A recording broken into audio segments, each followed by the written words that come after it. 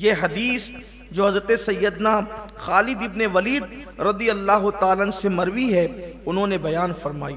حضرت سیدنا خالد ابن ولید رضی اللہ تعالیٰ عنہ فرماتے ہیں کہ ہم آقا کریم رؤوف الرحیم صلی اللہ علیہ وآلہ وسلم کی بارگاہ میں موجود تھے، اور آقا کریم صلی اللہ علیہ وآلہ وسلم کی بارگاہ میں ایک اعرابی آیا، یعنی دیہاتی آیا، اور آ کر اس نے آقا کریم صلی اللہ علیہ وآلہ وسلم سے سوال کرنا شروع کیے، اور آقا کریم صلی اللہ علیہ وآلہ وسلم نے اس کے جواب عنایت فرمائے۔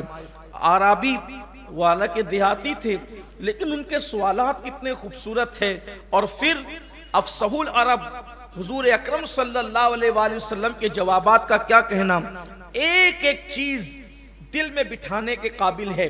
اگر اس ایک حدیث ہی کو ہم یاد کر لیں اور اسی پر عمل کرنے کا ذہن بنا لیں کہ مجھے اس ایک حدیث پر ہی عمل کرنا ہے، تو انشاءاللہ تبارک و تعالی اس ایک حدیث پر عمل کی برکت سے دنیا بھی کامیاب ہے اور آخرت بھی کامیاب ہے۔ حضرت سیدنا خالد ابن ولید رضی اللہ تعالیٰ عنہ فرماتے ہیں کہ جس وقت اس اعرابی نے سوال کیا کہ یا رسول اللہ صلی اللہ علیہ وآلہ وسلم، میں سب سے بڑا عالم بننا چاہتا ہوں، عالم نہیں بننا چاہتا۔ دیہاتی کی سوچ دیکھیں، اعرابی کی سوچ دیکھیں، عالم نہیں بننا چاہتا، صرف سب سے بڑا عالم بننا چاہتا ہوں۔ کیسے بنوں گا سب سے بڑا عالم؟ افصح العرب سید الفصحاء مصطفیٰ جان رحمت صلی اللہ علیہ وآلہ وسلم نے فرمایا، اگر تم سب سے بڑے عالم بننا چاہتے ہو تو اللہ سے ڈرو، تم سب سے بڑے عالم بن جاؤ گے۔ یعنی اللہ کی خشیت تمہیں سب سے بڑا عالم بنا دے گی۔ اس لیے کہ دیکھیں قرآن اس طرف کہہ رہا ہے، مصطفیٰ جان رحمت کا فرمان، سب سے بڑا عالم بننا ہے، اللہ سے ڈرو، اپنے دل میں اللہ کا خوف، اللہ کی خشیت پیدا کرو۔ قرآن کہتا ہے انما یخشی اللہ من عبادہ العلماء، کہ بے شک اللہ کے بندوں میں اللہ سے ڈرنے والے علم والے ہیں۔ اب ساتھ ساتھ چونکہ ایک ایک جملے کا اور ایک ایک عبارت کا سوال ہے، اور ایک ہی جملے اور ایک ہی عبارت میں جواب ہے، لیکن تھوڑی سی میں بیچ میں کچھ اس کی تشریح بھی کرنا چاہوں گا۔ اللہ سے ڈرنے کا مطلب کیا ہے؟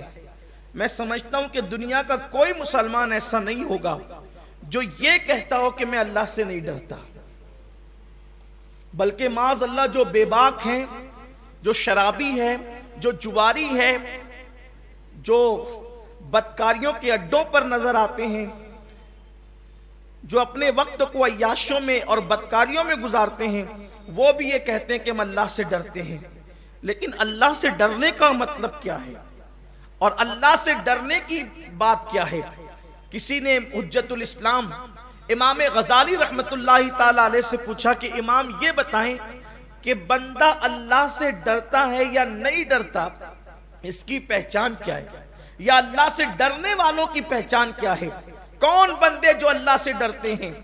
اب ہم سوچتے ہیں نماز پڑھتے ہیں ہم اللہ سے ڈرتے ہیں، چہرے پہ داڑھی رکھنے میں اللہ سے ڈرتے ہیں، ہم جو ہے وہ تسبیح و تحلیل میں رہتے ہیں اللہ سے ڈرتے ہیں۔ لیکن امام غزالی رحمت اللہ تعالی علیہ فرماتے ہیں کہ اللہ سے ڈرنے والوں کی پہچان یہ ہے کہ اللہ رب العزت نے جن جگہوں پر جانے سے منع کر دیا، ان جگہ پر تمہیں اللہ نہ دیکھے، اور جن جگہ پر اللہ نے تمہیں جانے کا حکم دیا اس جگہ سے اللہ تمہیں غیر حاضر نہ پائے، یہ اللہ سے ڈرنے کی علامت ہے۔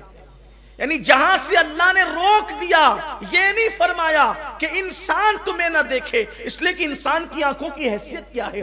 چھپتے چھپاتے چلے گئے، پردے میں چلے گئے، انسان نہیں دیکھیں گے، بھیس بدل کے چلے گئے، انسان نہیں دیکھیں گے۔ لیکن امام غزالی کہتے ہیں جہاں جانے سے تمہیں اللہ نے منع کیا ہے وہاں تمہیں اللہ نہ دیکھے، اس لیے کہ جب تم جاؤ گی نہیں تو وہاں تمہیں کیسے دیکھا جائے گا؟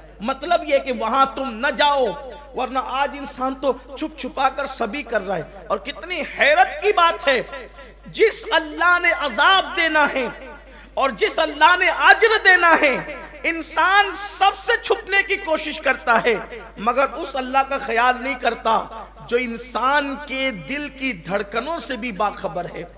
تو اللہ سے ڈرو، اللہ کا ڈر تمہیں سب سے بڑا عالم بنا دے گا، اللہ کا خوف تمہیں سب سے بڑا عالم بنا دے گا۔ حالانکہ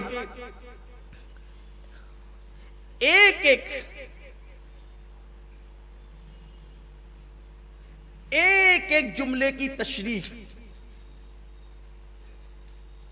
ایک جملے کی تشریح پر پوری تقریر ہو سکتی ہے، لیکن اس پوری حدیث کو آج ہی کی اس محفل کے اندر پڑھنا ہے انشاءاللہ، اور اسی کو آج مکمل کرنا ہے۔